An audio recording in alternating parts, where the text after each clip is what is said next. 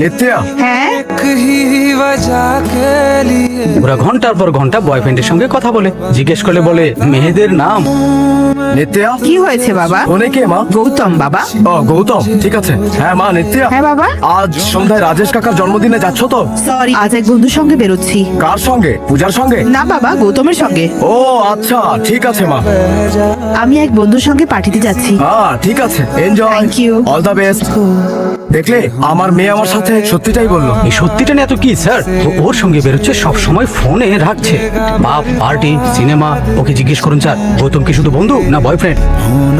Good morning. Good morning. Jogging কেমন হলো? দারুণ। এই গৌতম কে মা? ওর সঙ্গে ফোনে কথা বলছো, শপিং এ যাচ্ছ, ও কি বন্ধু না বয়ফ্রেন্ড? বাবা, গৌতম আর আমি প্রেম করছি, তোমাকে বলতেই যাচ্ছিলাম, কিন্তু ঠিক আছে, কাল গৌতমকে বাড়িতে আসতে বলো, ঠিক আছে বাবা। লাঞ্চের পর।